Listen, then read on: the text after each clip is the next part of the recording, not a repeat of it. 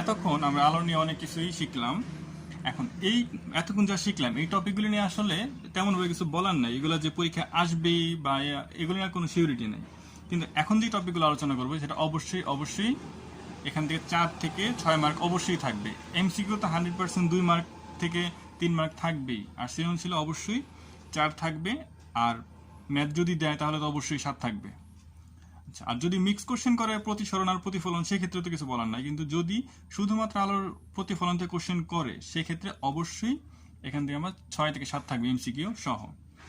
আচ্ছা, তো সেই জন্য আমার 6টা সূত্র মুখস্থ করতে হবে। তো 6টা সূত্র জানার আগে কোন 6টা সূত্র তুমি যদি সিরিয়ালে মুখস্থ করো সেক্ষেত্রে তোমার নিজেরই সুবিধা। 6টা সূত্র হচ্ছে 1 নাম্বার, ধরো যে, আচ্ছা সেগুলি বলার আগে মূল কথা আগে আসি। আগে ধারণা ছিল যে মানুষ আগে মনে করতো, আগেকার মানুষ, যে আমাদের চোখ থেকে মেবি কোনো একটা আলো বের হয়, যার ফলে কোনো একটা কিছুর উপরে যখন আমরা পড়ে, ধরো যে আমি এই কলমটা দেখতে যেতেছি, আমার চোখ তারা ভাবতো যে আমার চোখ থেকে এটার উপরে আলো পড়ছে, যার ফলে আমরা জিনিসটা দেখতে পাই। কিন্তু রাত্রেবেলা তারা মনে করতো রাত্রেবেলা চোখ থেকে আলো বের হইতো না, যার ফলে আমরা দেখতেও পারতাম না, এর জন্য অন্ধকারে আমরা কিছু দেখি না। এটা ছিল আগেকার ধারণা।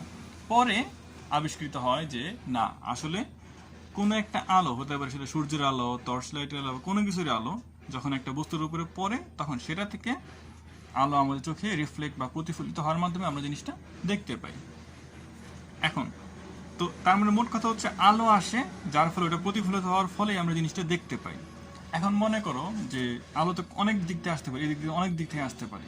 তো মূল 6টা নিয়ম হচ্ছে, 1 নম্বর নিয়ম, ধরো আলো অসীম থেকে, যার কোনো সীমা নেই, যে কোনো জায়গা থেকে আসতে পারে, অসীম থেকে আসতেছে, সেটা হচ্ছে আমার 1 নম্বর নিয়ম, অর্থাৎ অসীম থেকে আগত আলোক রশ্মির ক্ষেত্রে যার কোনো সীমা নেই। 2 নম্বর নিয়ম হচ্ছে, আচ্ছা অসীম মানে কি? অসীম মানে হচ্ছে যার কোনো সীমা নাই, অর্থাৎ সেটা হতে পারে এটার কাছে অথবা অনেক দূরে বা এখান থেকে বহু দূরে। তো দ্বিতীয়টা হচ্ছে অসীম এবং কেন্দ্রের মাঝে, মানে এই কাছাকাছি, কেন্দ্র থেকে কাছাকাছি কোনো দূরত্বে, অর্থাৎ অসীম ও কেন্দ্রের মাঝে। এখানে মাঝে বলতে আমি বলতেছি না যে মধ্যবিন্দুতে, মাঝে বলতে যে কোনো একটি স্থানে, এই মধ্যবর্তী কোনো স্থানে। তো দুইটা সূত্র গেল, একটা হচ্ছে অসীম থেকে, আরেকটা হচ্ছে অসীম ও কেন্দ্রের মাঝে। 3 নম্বর হচ্ছে কেন্দ্র থেকে যে আলোক রশ্মিটা আসে, অর্থাৎ লক্ষ্যবস্তুটা যদি কেন্দ্রে থাকে।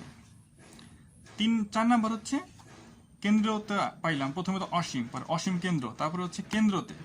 এবার আসবো হচ্ছে কেন্দ্র এবং ফোকাসের মাঝে, কেন্দ্র ও এফ এর মাঝে, অর্থাৎ এই দূরত্বের কোনো এক বিন্দুতে যদি থাকে সেক্ষেত্রে বিম্বটা কেমন হবে। এরপর 5-এ আসি, কেন্দ্র ফোকাসের মধ্যবর্তী স্থান, তারপর হচ্ছে ফোকাসের মধ্যে, ফোকাসের মাঝে থাকলে সেটা একটা সূত্র, ফোকাসও গেল। এখন 6 বাকি রইল কি? ফোকাস এবং মেরুর মধ্যে, অর্থাৎ এফ ও ও এর মধ্যে যদি থাকে সেক্ষেত্রে হবে। এই হচ্ছে মোট 6টা সূত্র। একটা হচ্ছে অসীম থেকে, 2 নম্বর হচ্ছে অসীম ও কেন্দ্রের মাঝে, 3 নম্বর হচ্ছে কেন্দ্রের মাঝে, 4 নম্বর হচ্ছে কেন্দ্র ও ফোকাসের মাঝে, 5 নম্বর হচ্ছে ফোকাসের মাঝে, 6 নম্বর হচ্ছে ফোকাস ও মেরুর মাঝে। এখন তোমরা যদি 6টা সূত্র সিরিয়ালি এভাবে মুখস্থ করো, এভাবে সিরিয়ালি, মানে কোনটার পরে কোনটা, তাহলে তোমাদের মুখস্থ করতেও সুবিধা হবে। আচ্ছা, এখন শুরু করি। আমি তোমাদের সুবিধার জন্য জাস্ট আমি মেইন কথা লেখা রয়েছে, কিন্তু আঁকাটা আমি নিজে করে দেখাবো, যার ফলে তোমরা আঁকতে যাতে সুবিধা হয়। আর যেই সিস্টেম আঁকবো এই আঁকাটা অবশ্যই ফলো করবা, কারণ তোমাদের যে গাইড টেস্ট পেপার বইতে করা সেগুলো খুবই কঠিনভাবে করা, আবার সেগুলো তোমার মনেও থাকবে না। তো আমি জাস্ট 2টা রুশিদা করাবো, দেখবো যে মাথায় বেশি দিন মনে থাকবে। প্রথম হচ্ছে অসীম থেকে আগত আলোক রশ্মির ক্ষেত্রে। শুরু করি। শুরুতে অবশ্যই আগে সবগুলি, যেহেতু আমার কোশ্চেন একটু বাড়াইতে হবে, মেন কথা তো অবশ্যই লিখবো, তো একটু কথা বাড়ানোর জন্য যেমন তুমি দর্পণের নাম বলবো, যেমন আমি একটা আঁকি আগে। এখানে মনে করো যে বলবা যে মনে করি এম ও এম প্রাইম একটি অবতল দর্পণ, যেখানে ও হচ্ছে মেরুবিন্দু, প্রধান ফোকাস এফ, বক্রতার কেন্দ্র সি। মানে তুমি কথাগুলো যা বলতেছো এগুলো কোনোটাই ভুল না, যার ফলে তোমার পেজও বাড়তেছে, প্লাস তুমি একবারে তোমার ইন্ট্রোডাকশনটা হয়ে গেল। এখন আমি কি বলছি, লক্ষ্যবস্তু যখন অসীম থেকে আসে, তো এই প্রতিবিম্ব আঁকার ক্ষেত্রে আগে অবশ্যই মনে রাখবা যে যদি প্রধান অক্ষের সমান্তরাল আলোক রশ্মি আসে তাহলে সেটা অবশ্যই প্রধান ফোকাস দিয়ে যাবে, আর কোন আলোক রশ্মি যদি কেন্দ্র দিয়ে যায় ওই বিন্দু দিয়ে ফিরে আসবে। এই জিনিসটা মাথায় রাখবে, এটা কয়েকটার মধ্যে লাগবে। আচ্ছা, তো শুরুতে যেহেতু অসীম থেকে আসতেছে, তো মনে করি একটা আলোক রশ্মি এ পয়েন্টে পড়লো, আর একটা আলোক রশ্মি ও বিন্দুতে পড়লো, সরি একটু হয়ে গেল, মনে করো ও বিন্দুতে পড়লো। এই আলোক রশ্মিদের এমন ভাবে আঁকবা তুমি যাতে এই এফ এর তলে থাকে, এখানে একটু ডট দিয়ে নিবা, এফ এর তলে ছেদ করাইবা, এই পয়েন্টে এই এফ এর নিচে ছেদ করাইবা। সেই ক্ষেত্রে এটাই তোমার বিম্ব আঁকা শেষ, আর কোনো কাজে নাই। তোমার বিম্ব আঁকা শেষ, জাস্ট তীর চিহ্ন, এদিকে আলোক রশ্মি আসছে এই পথে গেছে, এদিকে আলোক রশ্মি আসছে এই পথে চলে গেছে, শেষ, তোমার আঁকা শেষ। তোমার বলবো যে প্রতিবিম্ব আঁকো, এটাই তোমার প্রতিবিম্ব। তো এর সাথে সাবসিডিয়ারি হিসেবে তোমার কিছু নতুন 3টা জিনিস অ্যাড করতে হবে: অবস্থান, প্রকৃতি ও আকৃতি। অবস্থান কি, কোথায় অবস্থিত হয়েছে? ফোকাসের নিচে, অর্থাৎ ফোকাস তলে, ফোকাস তলে, এটাই তোমার মুখস্থের বিষয় যে এটা কেমনে আঁকবো, আর প্লাস কই অবস্থান, আকৃতি এবং প্রকৃতি। তো অবস্থান হচ্ছে ফোকাস তলে, প্রকৃতি হচ্ছে বাস্তব ও উল্টো। এখানে 6টার মধ্যে 5টার মধ্যেই দেখবা বাস্তব ও উল্টো হচ্ছে। আর আকৃতি অত্যন্ত ক্ষুরিত, অসীম থেকে আসছে খুবই বড় একটা লক্ষ্যবস্তু আছে, মনে করো পি কিউ একটা বড় লক্ষ্যবস্তু, এখানে উৎপন্ন হলো পি প্রাইম কিউ প্রাইম, মানে এটার একটা প্রতিবিম্ব দেখতে পাইতেছি পি প্রাইম কিউ প্রাইম, এটা খুবই বড়, সেই তুলনায় এটা খুবই ছোট, তাই এখানে অত্যন্ত ক্ষুরিত। আলোর ভাষায় ছোটকে এখানে বোঝানো হয়েছে ক্ষুরিত ভাষা ইউজ করার মাধ্যমে, অত্যন্ত ক্ষুরিত মানে খুবই ছোট। এটি তোমার মুখস্থের বিষয়। আচ্ছা, তো 2 নাম্বার হচ্ছে আমার অসীম গেল। 2 নাম্বার হচ্ছে অসীম ও কেন্দ্রের মাঝে যদি অবস্থান করে লক্ষ্যবস্তুটা। তো এবার আসি 2 নাম্বারে, অসীম এবং কেন্দ্রের মাঝে লক্ষ্যবস্তু। সেম আগের মতো, অবশ্যই তোমরা পেন্সিল রাখবা, আমি জাস্ট কলম দিয়ে এমনি আঁকতেছি, কিন্তু তোমরা অবশ্যই পেন্সিল রাখবা। সেম আগের মতো এম ও এম প্রাইম মনে করি একটি অবতল দর্পণ, ও মেরুবিন্দু, এফ প্রধান ফোকাস, সি হচ্ছে বক্রতার কেন্দ্র। তো বলছে অসীম এবং কেন্দ্রের মাঝে, তো অবশ্যই এটা কি কেন্দ্রের কাছাকাছি কোথাও এক জায়গায়, যেহেতু সীমা নেই তাই আমি বলতেছি অসীম ও কেন্দ্রের মাঝে। তো মনে করো এই হচ্ছে আমার পি কিউ লক্ষ্যবস্তু, পি কিউ হচ্ছে এখানে আমার লক্ষ্যবস্তু। তো এখান থেকে প্রধান অক্ষের সমান্তরাল একটা আলোক রশ্মি নিবা আসলো, আর আমরা জানি প্রধান অক্ষের সমান্তরাল আলোক রশ্মি অবশ্যই প্রধান ফোকাস দিয়ে যাবে। আরেকটা মনে করো যে সেটা কেন্দ্র দিয়ে গেল, সেটা গেল কেন্দ্র দিয়া, এই কেন্দ্র দিয়া একটু আগেই বললাম, কেন্দ্র দিয়ে যে আলোক রশ্মি যাবে, মনে করি এই পথে আসলো, আবার সেই পথেই ব্যাক করবে, যে পথে যাবে সেই পথে ব্যাক করবে, এটা আলাদা কোনো রশ্মি হবে না।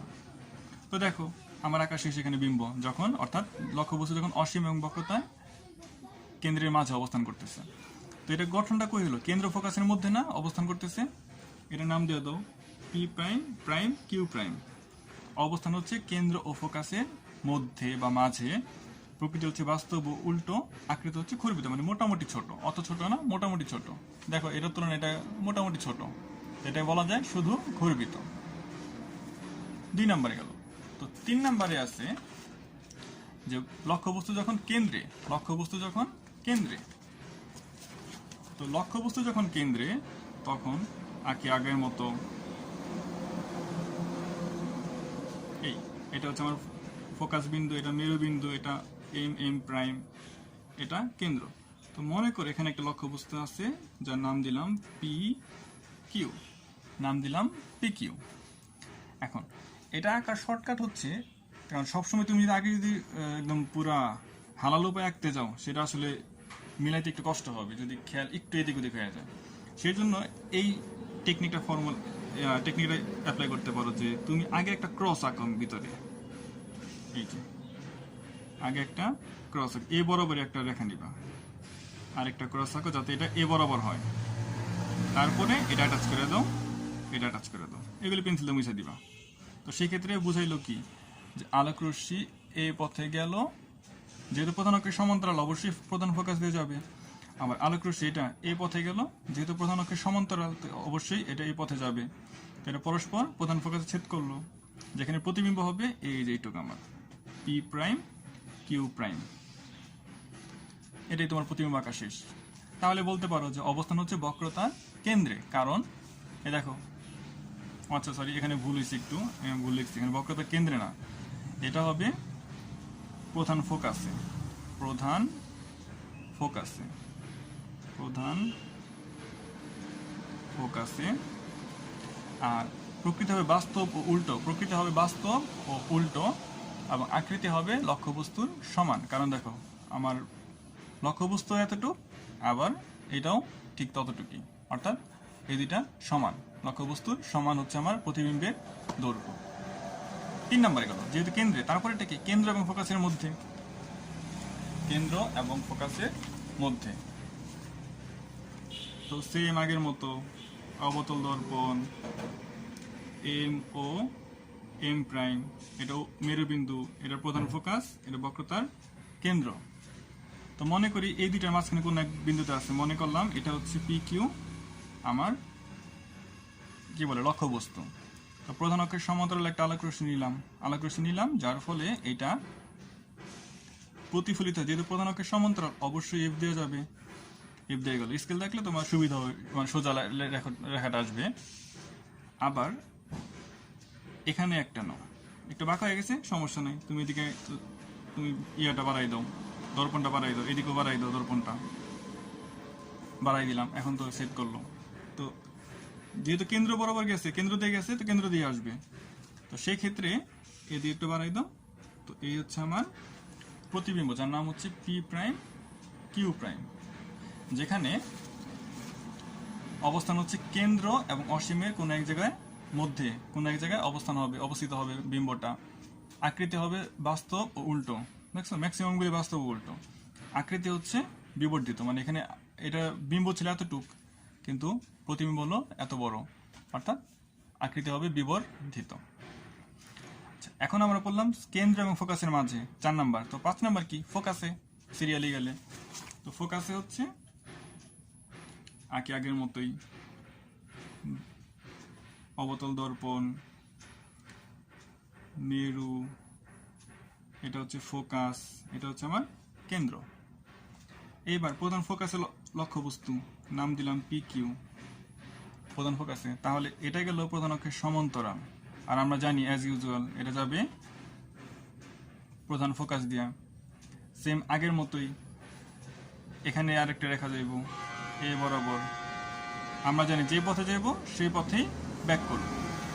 এখন দেখো এটা কিন্তু মিলতেছে না, এটা খুবই বড়, আর মিললো অনেক দূরে যে মিলবে, প্রচুর দূরে যায়, যার ফলে বিম্বটা তাপমাত্রা এতটুকু আছে, যখন যেখানে যে মিলবে যদি অনেক দূরে যে মিলে, সেই ক্ষেত্রে বিম্বটা অনেক বড় হবে। তাই আমরা কি বলতে পারি? অবস্থান হচ্ছে অসীমে, অবস্থান হচ্ছে অসীমে, প্রকৃতি বাস্তব ও উল্টো, অথবা অবাস্তব ও সোজা। কারণ আমরা তো জানি না অসীমে যাওয়ার পর এটার অবস্থাটা কিরূপ হবে। এটা ম্যাথমেটিক্যালি দেখানো যায়, সেটা তোমাদের আপাতত নাই, সেটা হচ্ছে তোমার কলেজে গেলে দেখবা ম্যাথমেটিক্যাল টার্ম আছে, কিন্তু তোমাদের সিলেবাস অনুযায়ী এগুলো মুখস্থ রাখতে হবে যে বাস্তব ও উল্টো অথবা অবাস্তব ও সোজা, যে কোনো একটা হবে, হয় এটা অথবা এটা। আকৃতি কেমন? অত্যন্ত বিবর্ধিত, মানে খুবই বড়। বিবর্ধিত মানে কি? খুবই বড়। এর কত বড় আমি জানি না, তো অত্যন্ত বিবর্ধিত। তো এটা গেল আমাদের 5 নম্বর সূত্র, যে ফোকাসে। তো 6 নম্বর সূত্র কি? ফোকাস এবং মেরুর মধ্যে, ফোকাস এবং মেরুর মধ্যে। দেখি ফোকাস এবং মেরুর মধ্যে কি আসে। এটা আবার একটু ব্যতিক্রম। ফোকাস এবং মেরুর মধ্যে খেয়াল করো, আগের মতোই দর্পণ আঁকলাম, এম ও এম প্রাইম, এটা প্রধান ফোকাস, এটা হচ্ছে বক্রতার কেন্দ্র। তো এর মাঝে মনে করলাম এখানে একটা বস্তু আছে, লক্ষ্যবস্তু পি কিউ, লক্ষ্যবস্তু পি কিউ।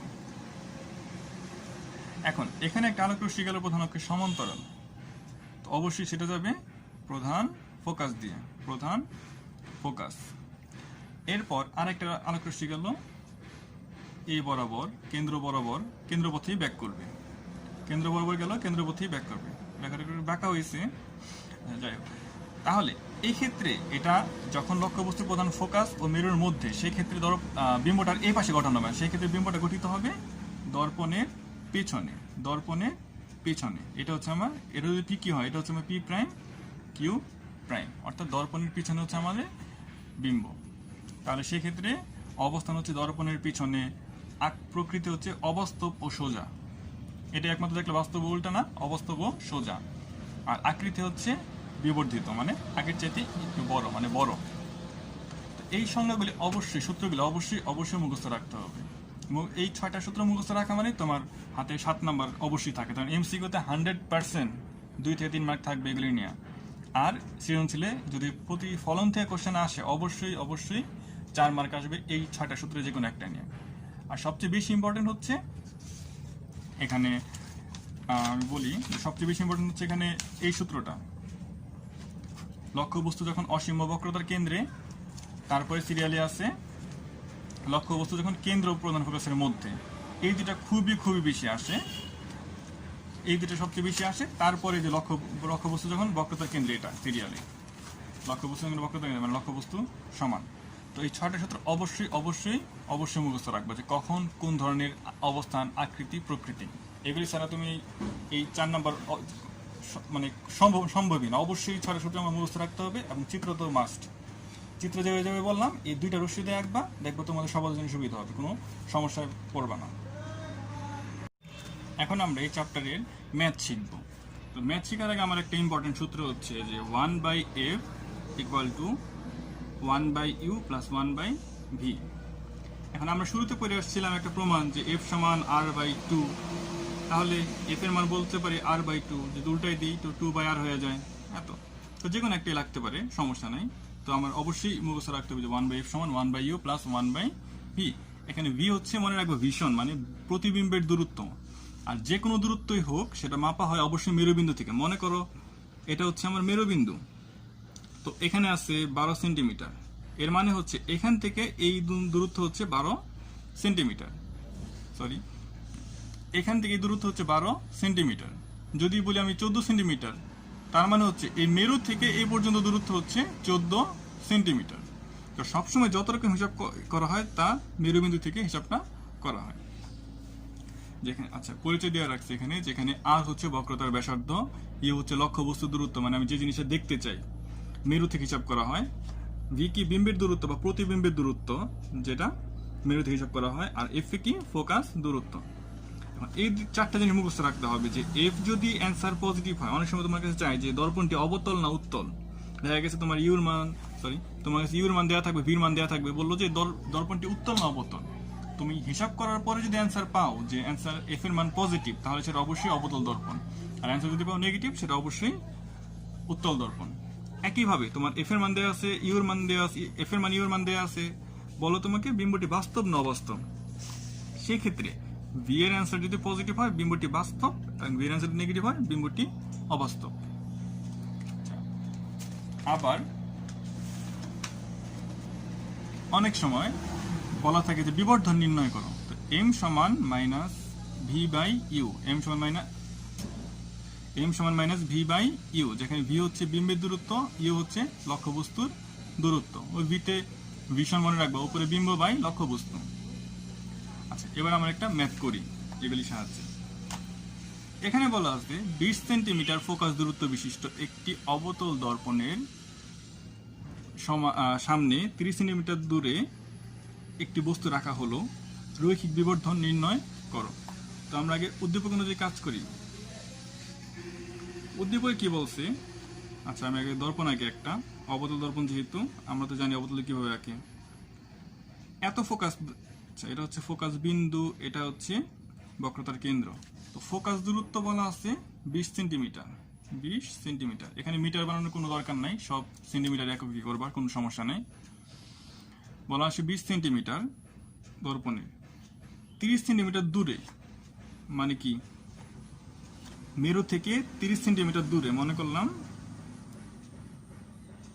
এইটুকু হচ্ছে, এটা হচ্ছে 30 সেন্টিমিটার দূরে একটি বস্তু রাখা হলো, এই রৈখিক বিবর্ধন নির্ণয় করো। তো রৈখিক বিবর্ধন আমরা মাত্রই পড়লাম যে বিম্ব বাই বিম্বের দূরত্ব বা লক্ষ্য বস্তুর দূরত্ব।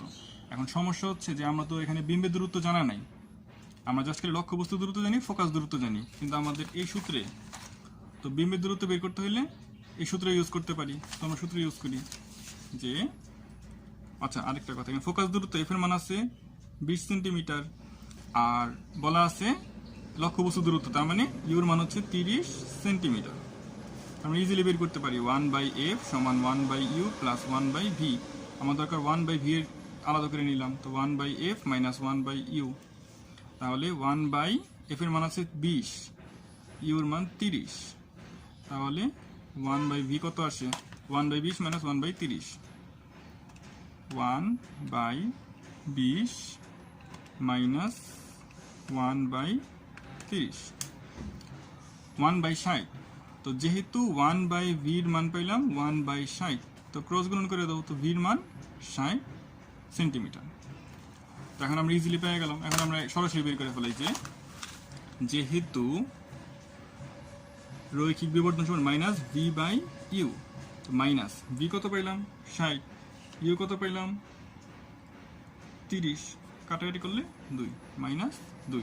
যেহেতু আচ্ছা এখানে তুমি যদি মনে করো যে তুমি অ্যান্সার পজিটিভই রাখতে চাও, সেক্ষেত্রে এটা পরম মান দিয়ে দিলেও কোনো সমস্যা নেই। এটা মানে হচ্ছে 2, রৈখিক বিবর্ধন হচ্ছে 2। এর মানে হচ্ছে যে লক্ষ্যবস্তুটা বিম্ব এর চেয়ে দ্বিগুণ হবে, দ্বিগুণ বড় দেখাবে। যদি তোমার এখানে 1 আসতো তার মানে লক্ষ্যবস্তুর সমান, যদি 2 আসে যেহেতু আসছে তার মানে দ্বিগুণ, 3 আসলে 3 গুণ, 4 আসলে 4 গুণ।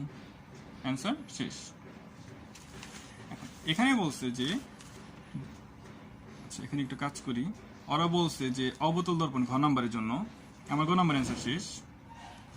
ঘ নাম্বারে বলছে ফোকাস দূরত্ব হচ্ছে 12 সেন্টিমিটার, ফোকাস দূরত্ব হচ্ছে 12 সেন্টিমিটার, আর বক্রতার ভুল বললাম, ফোকাস দূরত্ব 20 সেন্টিমিটার, বক্রতার কেন্দ্র জানা নাই দূরত্ব কত।